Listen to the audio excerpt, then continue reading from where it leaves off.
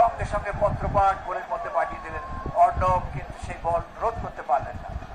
অর্ণব কি proper warmed up নয়, প্রেক্ষাগৃহে ডান পায়ে শট নিয়েছিলেন, বুকে দিয়ে সেভ করেন এবং পায়ের ফাঁক দিয়ে অঙ্কন ভট্টাচার্য। কখন লম্বা বাঁশিটি বাজবে রেফারির মুখ থেকে, তারপরেই আকাশে বাতাসে ঘোষিত হবে ইস্ট বেঙ্গলের জয়গান এবং সেই পয়েন্ট লক্ষণ উপস্থিত।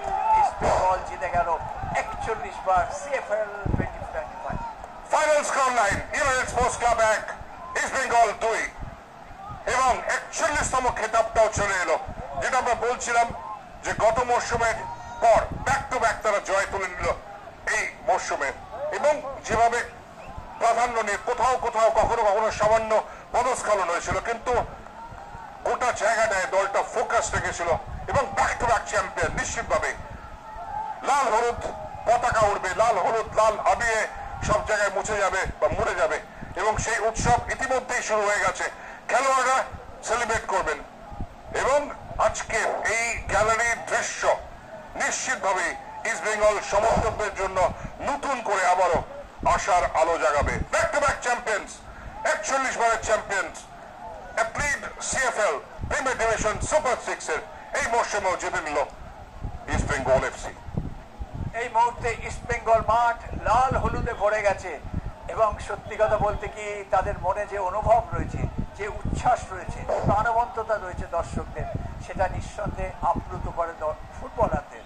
ফুটবলাররা অনেক স্মরণীয় মুহূর্তের সাক্ষী হতে পারে দর্শকদের কর্মকাণ্ডের পরিপ্রেক্ষিতে। আজকে সেই রকম একটা দৃশ্য আমরা ইস্ট বেঙ্গল মাঠে দেখছি।